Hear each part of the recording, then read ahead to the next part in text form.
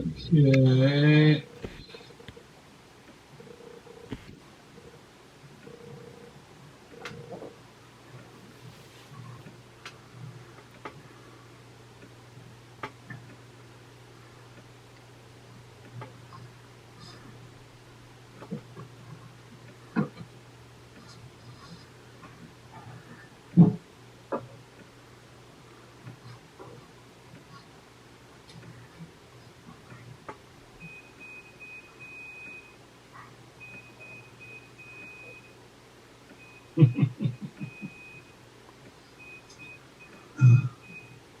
Did you bring enough for everybody, Jack? I guess enough for Brennan, so.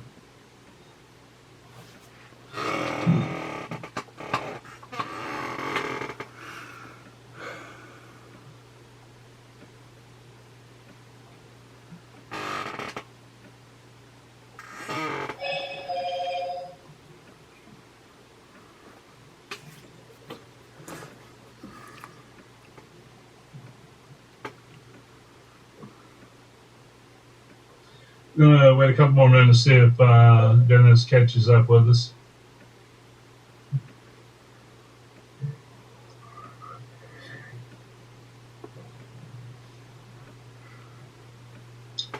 I was just curious, is there a separate invite for the public? No, I'm using the same invite for everyone. I anticipate there may be some issues if I get a big crowd in.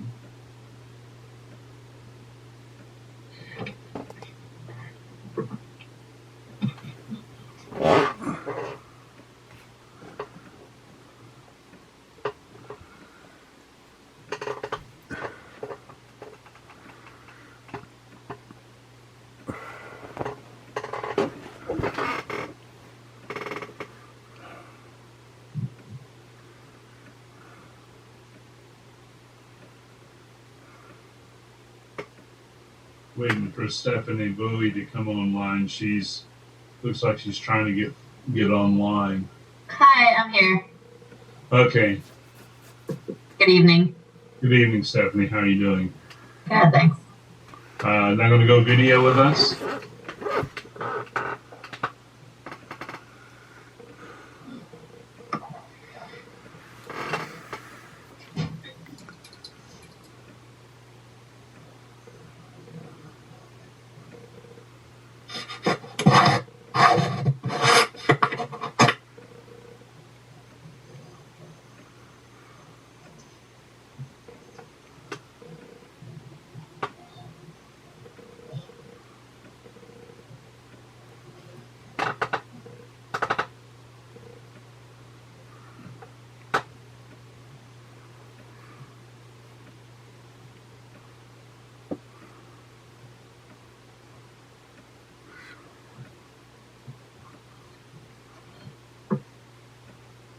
Good evening, Tim.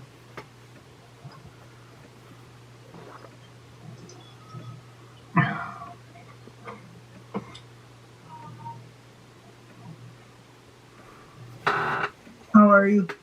Pretty good, Tim.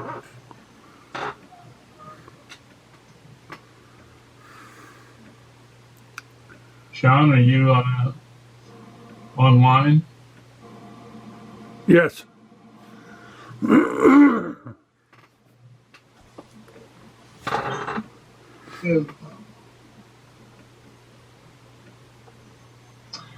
Okay, it's 7:04. We'll wait one more minute and then I'm going to start the meeting.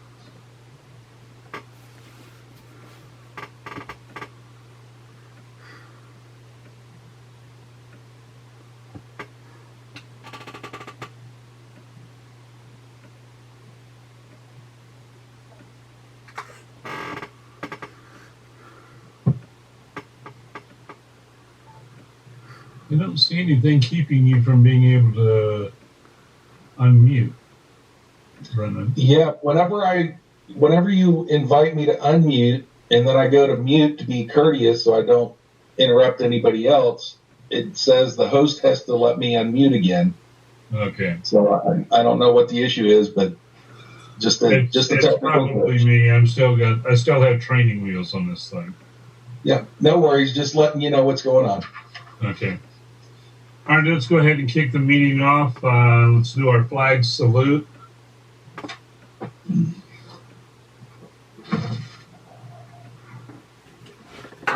Okay. I pledge allegiance to the flag of the United States of America, and to the republic for which it stands, one nation, under God, indivisible, with liberty and justice for all.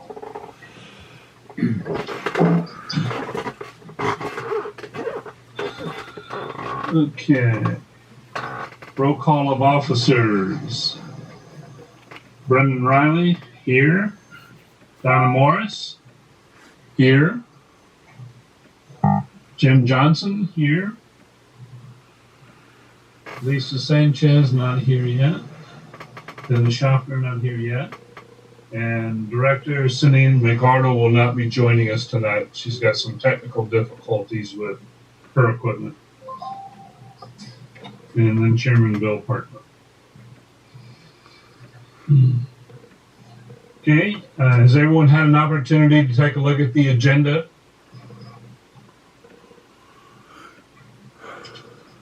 I make a motion we adopt the agenda. Okay, any second?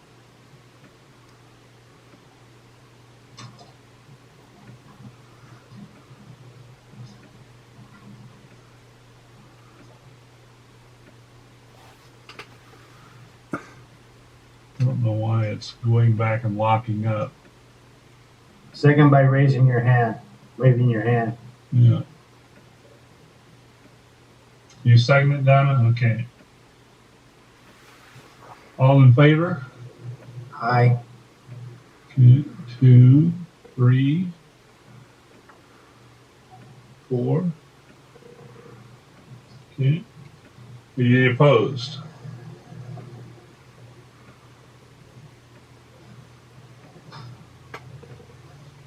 Okay, no minutes to approve.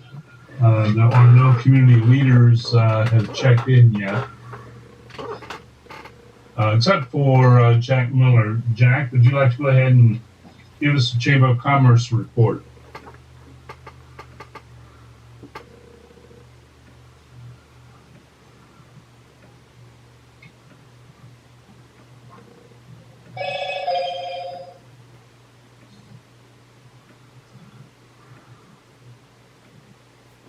There you go.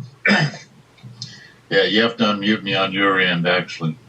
Probably got on your primary settings to automatically mute as they come in. Yeah. If you don't, on your meeting settings coming in, have it up for unmute, then you have, which is fine. We had our board meeting this morning, actually. The chamber's been closed. In case those that don't know it, Gene Melchers is now the president of the Chamber of Commerce. I'm the vice president. Bill Bender is secretary treasurer, although Albert Gatton will be doing his secretarial duties for him. And then Jed Jed is director as well as Albert Gatton still. And not a lot to report really because we've been closed due to obvious reasons. But we are got all of our permits on the event center. We're getting ready to move forward on the event center, grading it. We're looking for a contractor to pour the cement for the sidewalks. And we just about got that wrapped up as well. So we should be starting on that very shortly. And we kind of figure we got about 6 weeks before it gets cold and crappy. So we're going to try to get as much as we can done For those who don't know, we do have all the new doors, windows in the back security door, fire door, and but we did have a break-in, so they broke on the new doors. We had to pay for that out of our own cost and cover that. In addition to that, we had a water pipe break and flooded out the entire chamber. So we got to tear out all the carpet and replace flooring. I sent out a letter for a sponsorship letter for chamber repairs, get everything back in order. S-Power's over be a platinum sponsor, and then we're hitting all the other solar and a couple other corporate hitting as well for funding, sponsorship funding to chamber back and forth. So basically, in painting inside, replacing, and also damaged some electronics in there as well when the water hit. So we got to replace a piece like that. And hey, Dennis, I see you smiling over there. Let's see. So we got 2 more grants to go still. One's completed. We got the cement grant we're in process of. We got to get with Heritage Builders, see if they can help us out with the edge and drainage on the canopy so we can get going on the solar project or installed on the top of the canopies. Then after that, let's see, welcome sign to Rosamond. We're going to be getting that fixed shortly. Jed Strange will be doing that, but his truck broke down. He's supposed to have that fixed next day or two. He's going to fix the Rosamond sign, and he's also going to seal the mural with the chamber so it doesn't fade on us. And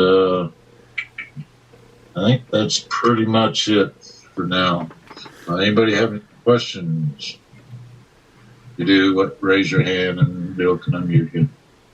Okay, hang on for just a second. I'm trying to help Lisa get online.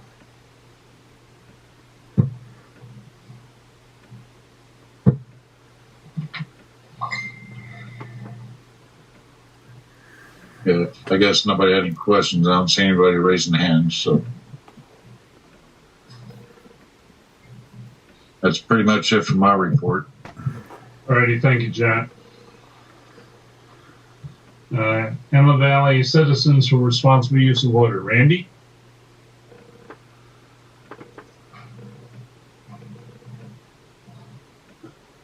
There we go. I kept getting the thing that the host would not allow me to unmute myself. Okay. Yeah, I do have a few things. As probably don't need to tell everybody, precipitation, rainfall has been lower this year so far, the water year. It's about, depending on which chart you look at, maybe about 2/3 maybe of average. So that's not too good. They are predicting a bit of rain, but the rain mostly in the Oregon, Washington area over the next few days that they hope will help a little bit with the fires. But that same front that's coming in, cold front, they're talking about fanning the flames, if you will, in California, because it should come across the southwestern U.S. on Friday and Saturday. Gusty winds will increase across the region and increase the fire danger. So for the Pacific Northwest, Oregon, and Washington, it might help a little bit and a little bit higher humidity and so on, but there's not much on the outlook for us. From a supply standpoint, and by the way, John Joyce had a good article on in this week's Rosamond News on last week's AVEC meeting showing how much they've been banking and so on. They haven't been banking too much lately, of course, because of the dryness, but they've got quite a bit banked. From a reservoir standpoint, most of them in California are at or slightly below the seasonal average, historical average, pardon me, like Shasta and Oroville a bit down and so on. The one that is most important to us is San Luis Reservoir, where we get water out of that and it kind of flows into the aqueduct, and that's where the catch-up water is for anything from previous years left over That's right now, as of today, is 107% of seasonal average or historical average. So that's not too bad. So they're not really predicting, so far at least, any kind of a serious consequence based upon the water level being, the precipitation level being lower. One thing I was going to bring up, I don't know if I won't spend much time on it, but there's been a lot of news lately at least in the Department of Water Resources on the Salton Sea. And for those of you that aren't aware of it, it's kind of a neat area down, southeast of Indio and so on. I've been down there several times. There's several interesting RV parks down there. One is even called the Fountain of Youth, but because there's a lot of geothermal activity down there, and water's coming out of the ground. They have it go into pools that you can go swim in. The water's coming out at 137 degrees. Of course, they cool it down. There's about, last count, I think there's like 11 geothermal plants down there, geothermal power plants. There's quite a bit of electricity comes out of that area. But if you're not aware of it, the Salton Sea was a big recreation area in the 50s and 60s. It was created by accident in the late 30s, but there's not much water flowing into it. There's a lot of agriculture in that area, and some of the chemicals from that are flowing into it. And the Salton Sea is drying up quite a bit. So there's a lot of activities starting finally to do something about that. Whether or not they're going to be able to put more water in there or do something, but there's a lot of from the water that has dried up there, the areas that are dried up, there's dust that comes out of there, and it's not really good for people or anything else. And so based upon the pollutant in the air kind of activity, they're starting to look at spending money and so on. There's even some public comment meetings coming up next week and so on. But kind of an interesting area. If you're not familiar with it, you can, there's like saltonsea.ca.gov is an area where you can find out more about it and so on. But like I say, there's news in the Department of Water Resources about that because of both what it's putting in the air and whether or not it's going to take some water, bring in ocean water, who knows what, to help alleviate some of the problems down there. That's about all I've got, unless there's any questions. Okay, everyone should be able to unmute themselves now. I've taken off the master control. Worked for me. Okay. Yeah, that works. Me too. Alrighty. Laura, I'd like to turn the floor over to you for anything you have from the District 2 office. Sure, thank you. Good evening, everybody. What I thought I would do this evening, since it's been a while since I updated this group and we got together. So, of course, with our new normal of living in a pandemic and navigating our way through a pandemic, we've been extremely, extremely busy at the county. So rather than bore you for hours with going all the way back to March with my update, I thought I would just touch on a couple key things and then maybe open it up to questions if that's okay with everybody. Bill had asked me to follow up on a couple of projects that are going on in the Rosamond area. The Rosamond pedestrian path construction is expected in June of 2021, and I think, Bill, you already had that on your update, but I just wanted to let the rest of the group know. The county received a request from a citizen regarding stop signs on Desert. They wanted to know if it would be possible to install a stop sign at Desert and Center, and a second one at Desert and Poplar. So the county is taking that into advisement, and they're conducting their traffic studies and their traffic count and things that go into making a decision about whether a stop sign would be installed there or not. So I had that for you. And then the crosswalk, the signalized crosswalk area there on Rosamond Boulevard. They are telling me that construction is expected to start there late winter area, beginning of next year. So So I thought those are the two updates I was able to get together between the time I got that request and now. And then I will continue to follow up with that list, Bill. So I really appreciate you sending that to me. You're welcome. Was there any indication as to what part of the crosswalk work was going to be done first? Is that going to be near the high school or near? Yes. Yes, the crossing there coming out of the school, what is that cross street? I'm drawing a blank. Eagle Way. Thank you, Eagle. Yes, that will be looked at as a priority. Yeah, they need to take care of that as a priority. So, and then Rosamond Boulevard, Sierra Highway to Willow Springs, there will be late September, which we're going to be approaching here in the next couple of weeks. It's projected that they'll start an asphalt overlay project. So, and that's usually just the reseal, kind of not a complete redo, but just the overlay. It's not going to be a rasp then where they take and cut part of it off. Right, right. I don't think it's quite due for that yet. So anyway, so those are the couple of construction updates that I had that directly impacted Rosamond. As far as COVID,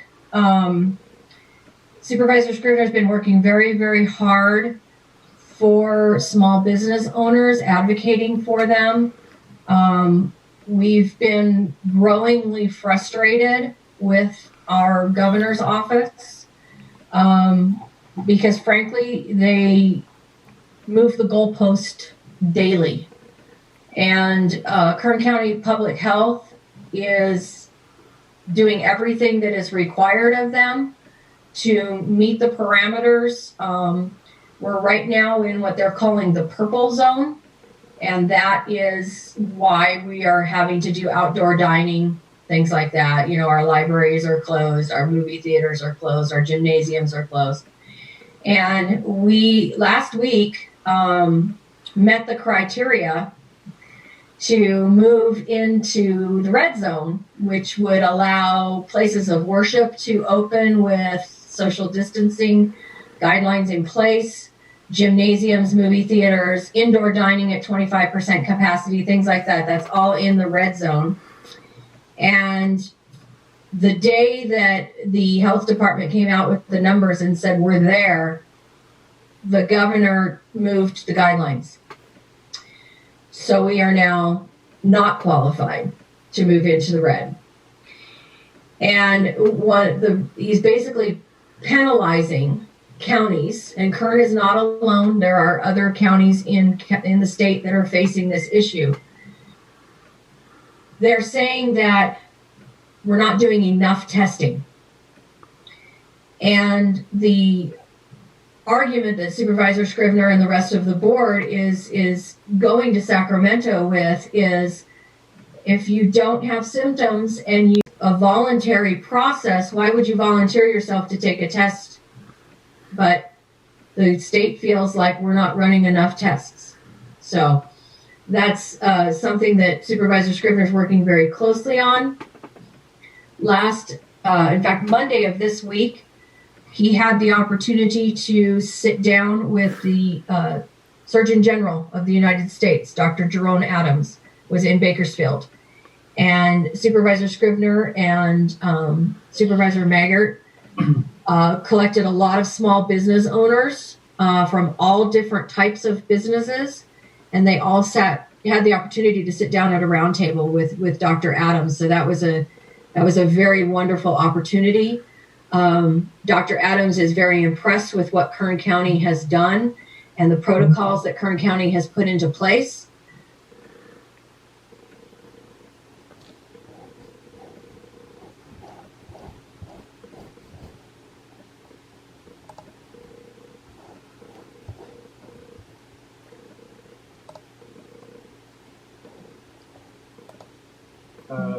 That could impact the mission out there, block people from getting into work and that kind of thing. Or on the from a safety perspective, we have urgent care here, plus they don't have a hospital urgent care or an emergency room on the base. That would impact if ambulances coming off. So he thought, so what we wanted to do is, if you're coming off the base, you come to that first light, it's United if you go right. If you go left, heading south, it's 10th Street. So we're hoping to get 10th Street improved to the point where we can take advantage of the pre-existing railroad crossings at either Patterson, I think it is, or Avenue A, because we already have the crossing guard for the railroad there. So, as you know, the train doesn't want any more at-grade crossings, and frankly, I don't blame them. So we were hoping to take advantage of those pre-existing ones as a bypass route, not have it so improved that people would use that all the time instead of going across Rosamond Boulevard. But if it were blocked, they could go down a couple miles to Patterson and cut across and back up again. So that was what they're looking into. But right. I understood what you were asking for. Well, I was bringing Randy up to speed. Okay. I apologize. Yeah. He was in charge of plans and programs there at the base for years.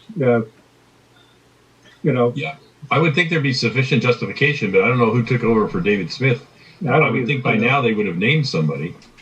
Yeah, well, you think, it's a heck of a good deal for Dave to go to Plant 42, quite frankly, and they do need that expertise there. But be that as it may, I don't know who took the place, so I don't know I don't really know who to ask anymore.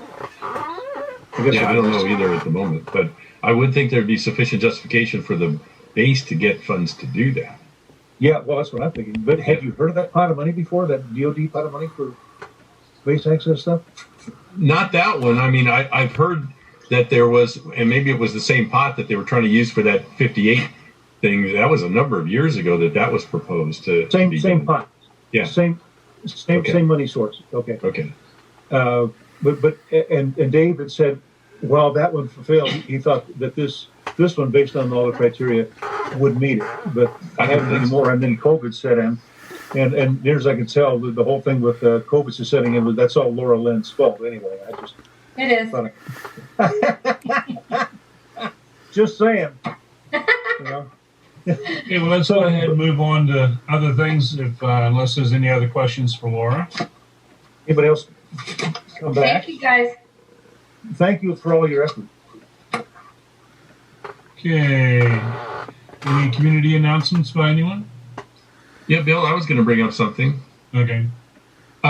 There's been a lot of publicity, but I just want to make sure everybody knew about it. The Healing and Honor Field, which is going to be 2020 of American flags, is going to be November 1st to 11th in Palmdale. And there's been some pretty good publicity about it, but they are also looking for donations. They go to good causes, and I think it's $30 a flag. And there are websites you can go to. It was pretty easy to get on there and donate a flag, and then you actually end up with the flag at the end. Just want to make sure everybody's aware of that. Can you send an email out to a few of us folks so we can get that word out? Sure. Yeah, in fact, I think I scanned in the article that was in the Valley Press that Dennis Anderson wrote on the September 9th. Yeah, I'll send it. Well, I can send it to you, Bill, and then you send it to whoever you need to.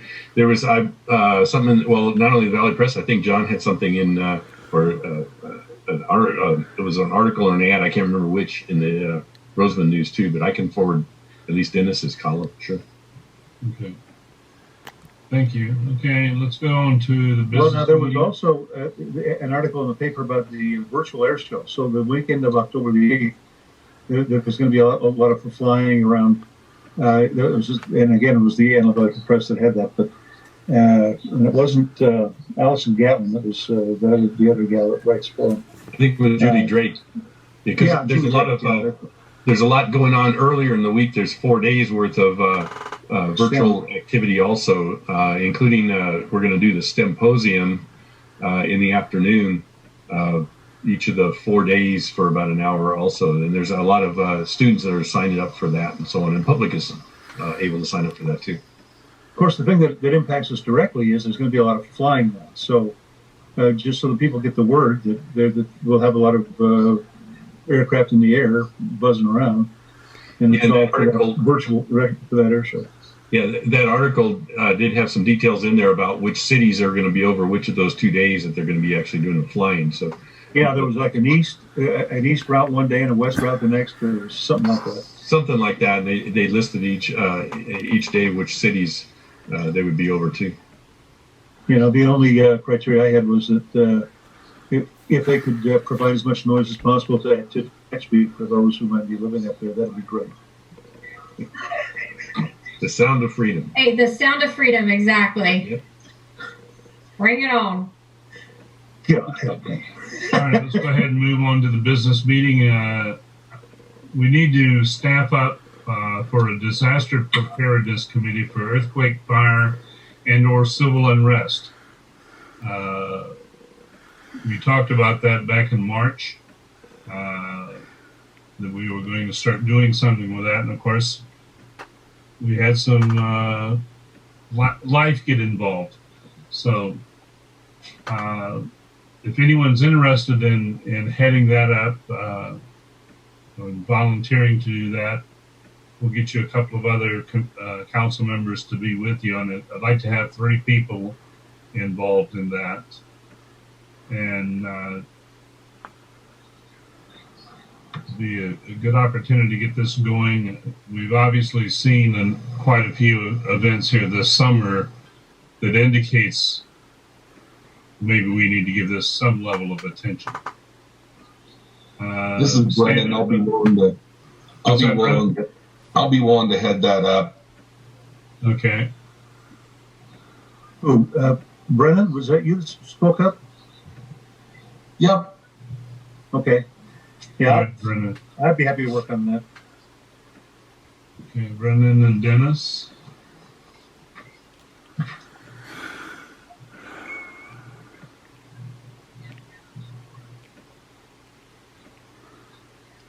I'll see if I can find you a volunteer for the 3rd position.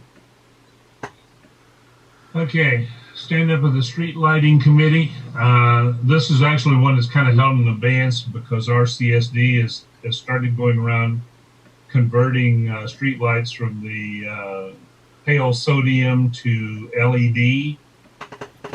If they haven't gotten to your neighborhood yet, you're in for a surprise because it really lights up the area. It looks like it has at least 3 times the candle power of the sodium light.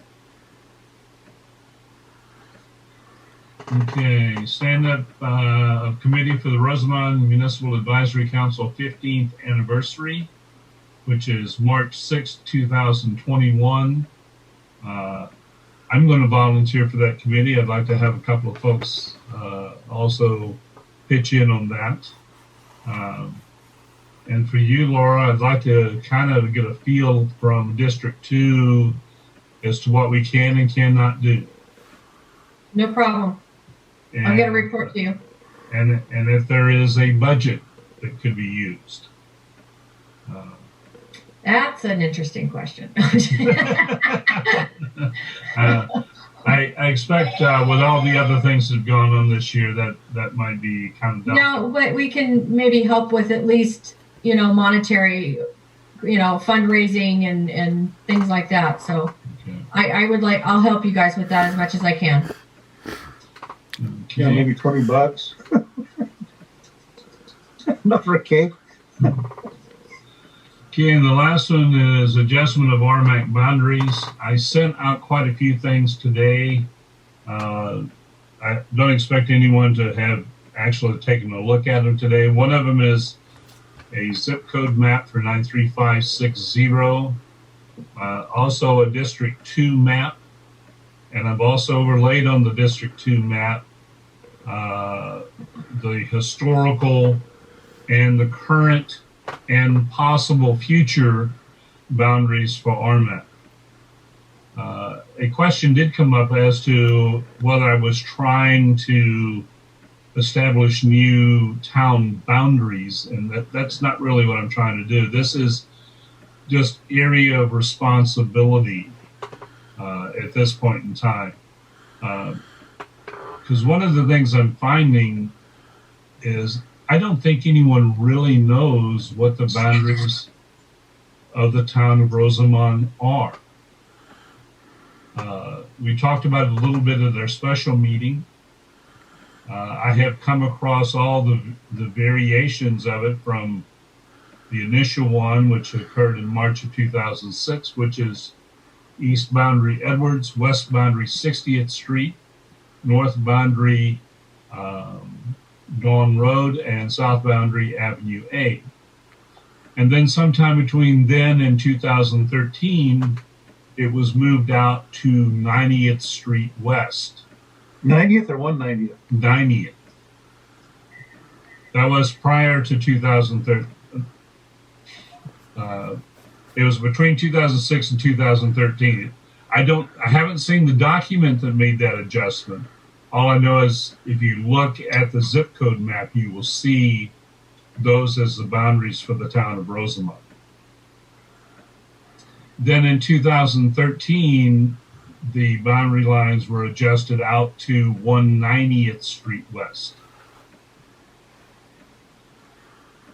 And then back in March, I was talking to you guys about how I thought we should expand and try to conform our boundaries to the boundaries that SKUSD has, which is essentially just slightly north of Bacchus Road on the north side and out to 240th Street West on the western boundary. All other boundaries are remaining the same. That was kind of the thing we were trying to get kicked off on the ground, and the purpose of it for this whole thing actually is to establish what the population of Rosamond is and what the actual voting boundaries are. I called elections and have not had a return call yet. I'm assuming it's 90th Street West is what the boundary is. I have the feeling they didn't pick up the change that happened in 2013, moving it out to 190th Street. As a result, office positions that are coming up in elections, like Rmac and maybe the school board, perhaps they're not getting full representation, or not everyone's been given the opportunity to run. Yeah, Bill, can I add something to that? I have a question for you. Have you had any communication with LAFCO regarding this topic? No, Dennis Schaffner and I have been talking about it, and I'm well aware of the boundaries of what they're looking for, and before they allow you to incorporate. And we're not anywhere near that at this point in time that I can see. I'm just wondering if they would have a current document or some kind of clarification that because it doesn't seem like the elections department is up to date. And I was told, well, when you were talking about mailing out the ballots, I was told, well, everybody in the boundary will get a ballot. Okay, but where's the boundary? You know? And so I feel where your frustration is of that clarity. So I wasn't sure if maybe LAFCO could point some clarity. I'll place. Appreciate it if you could do that. Yeah. Yeah, I'm frankly not convinced that that they would provide any meaningful input. You know, if we were looking to incorporate, yeah. Well, they handle a lot more than that, though. I mean, I know back several years ago, one of the community services districts within District 2, you know, they have certain powers that are granted to them, and there was a dispute as to whether they had a legitimate power or not, and LAFCO handled that situation. Oh. So I just well, that's interesting. Thought it was worth a shot. All they can say is, no, it's not our area, and we can't help you, right? Back when I was the chairman the first time, we had them come out to talk to us about the possibility of incorporation, and brought out the strangest guys I've ever seen in my life from under rocks I didn't know existed. And there was a real feeling that they didn't want to do that. But the one thing that I learned... I don't think it would be a situation where they didn't want to do it, but I don't see how there would be the income and the tax base for... No, there's not. No, it's not remotely. There's no way. The other thing I learned was that there's nothing funny about LAFCO. No, let me tell you. They're serious people. Bill, it'll be interesting to hear what you get back from Kern County elections, because I'd be almost willing to bet that they didn't pick up a boundary going beyond 60th, because I'm beyond 60th, but not to 90th, and I have yet to see an RCSD election or ballot or anything like that being able to vote for them. We'll see, I guess, in a few weeks when we all get ballots, but it'll be interesting. So I'm not even sure. Yeah, we do need to get to the bottom of that. 60th. If at a minimum, we need to make sure that they understand the current boundaries. And that's our starting point. And then looking to expand beyond that, that's a topic for us to hash around. Right. And I thought at some point, Lorelei provided a boundary map, correct? And Yes. For Rmac boundaries, yes, we did get that. That's the one that we had here a few months ago. She sent us that map. And that's showing 90, right? It shows 190th Street West. Showing as the 190th, western okay. boundary. so Okay. now the Which is question what is, the 2013 resolution Okay. established. Yeah. so now the question is, does Kern County elections happen? I don't know what they do. Right. Yeah. And the reason why it caught my eye and it's got me really interested is because our population in 2010 was 18,900. I've already heard from the population people the folks doing the census, that our population here in Rosamond is probably 20,000.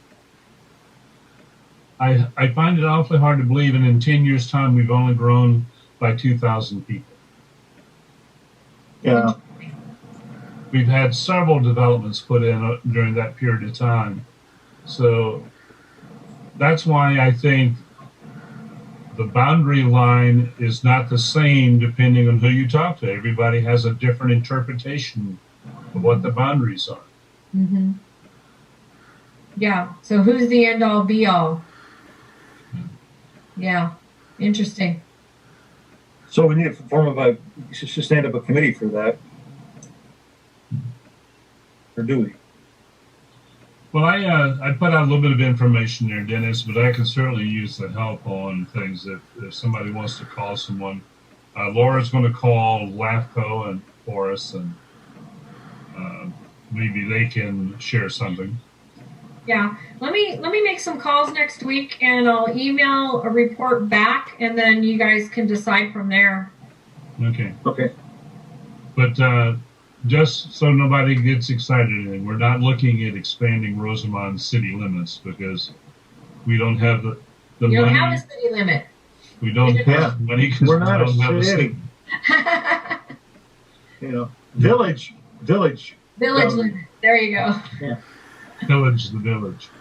Okay. That mean we're the village people?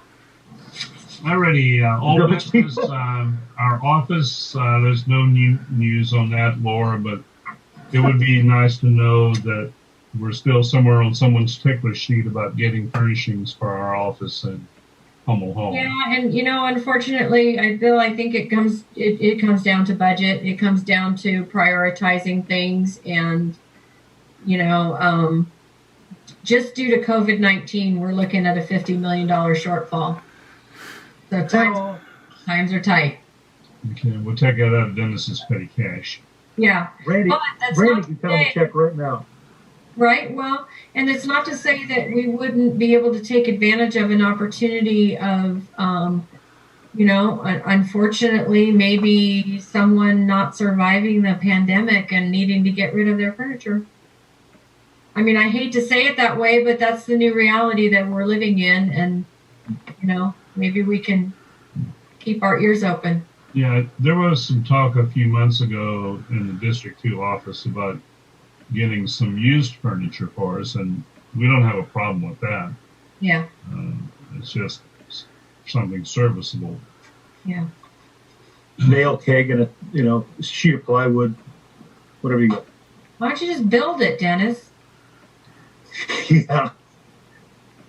That would require some kind of technical skill. Okay, moving on. RMAC goals and project status. I passed out a copy of that, guys. Don't really want to comment on it too much tonight, except for the updates that Laura got us. But take a look at it and see if there's anything that we need to add to that we have talked about, and perhaps I have forgotten to add to that list. I keep forgetting to write you something, Bill. I'll try and put a few words together as far as, one of the things I'd like to add to that is paving 75th Street West, or a portion of it, that is. Well, I've got a general item down there on the goals and projects. Right. Identifying areas that need paving or grading, whatever the case may be.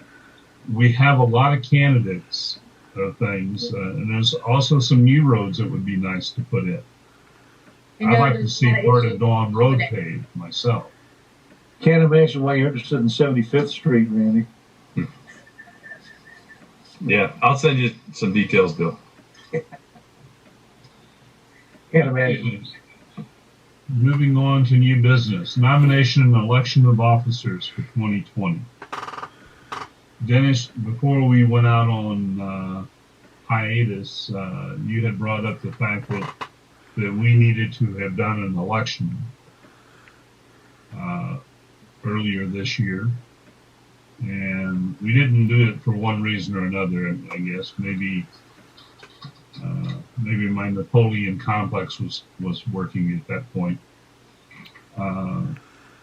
But my thought is since we have an election getting ready to come up, and we already know who those candidates are, there's no one else going to be there. It's going to be you, it's going to be Donna Morris, and also Tim will be joining us. So I think at our next meeting, we could do nominations for positions here on the board.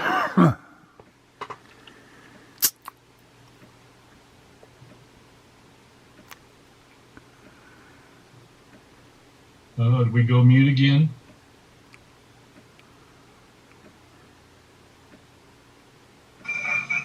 Quit doing that.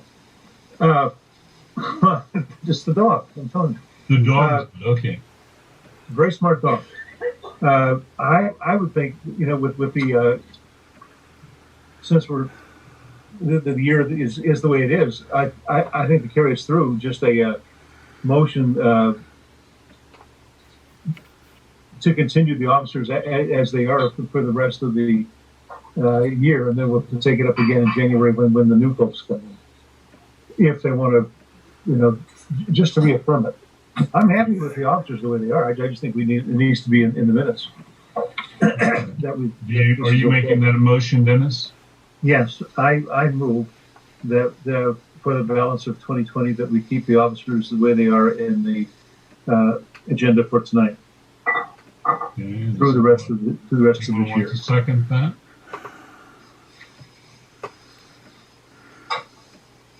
Brennan seconds. Okay. Any discussion by anyone else? Okay. No, well, other than that the guy who made that motion is a certified genius, but that's okay. We'll go. Okay. I'm also very proud of you. Duly noted. The dog didn't hit mute fast enough. Okay. All in favor? Aye. Aye. Any opposed? Okay, we will carry the officers currently elected through the end of the year. Okay. Any agenda referrals?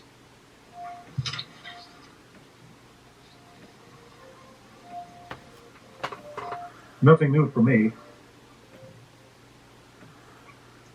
Brennan, anything?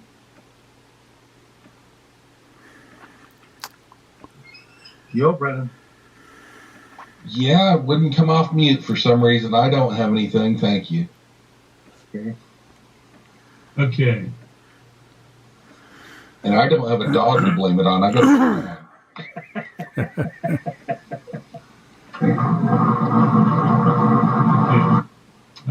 Let's go ahead and move into director's comments.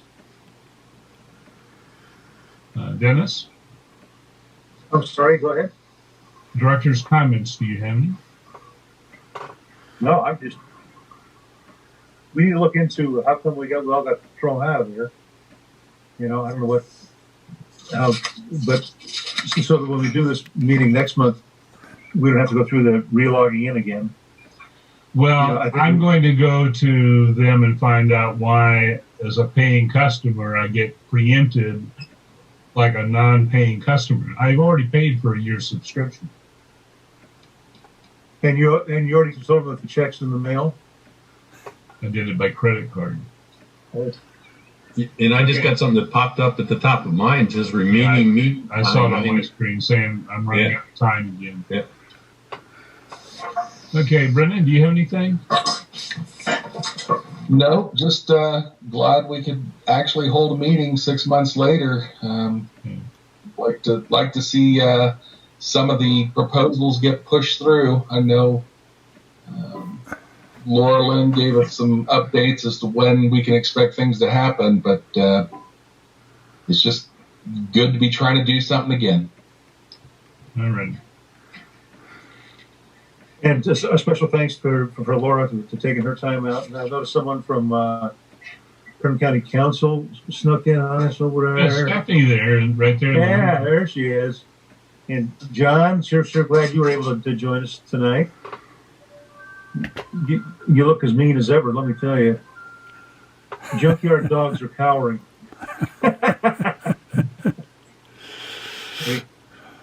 Okay, well, let's go ahead and move to adjournment then. Does anyone want to make a motion to adjourn? So move. Okay. Brennan seconds. Okay. All in favor? Aye. Aye. Aye. Okay. Thank you, everyone. This is my second meeting on Zoom. I will try to be even smoother next month. Thank you for doing this. Okay. Thank All you. right. Thank You you. did fine, Bill. You did fine. Bye. Yeah. Bye bye. All right. Bye-bye.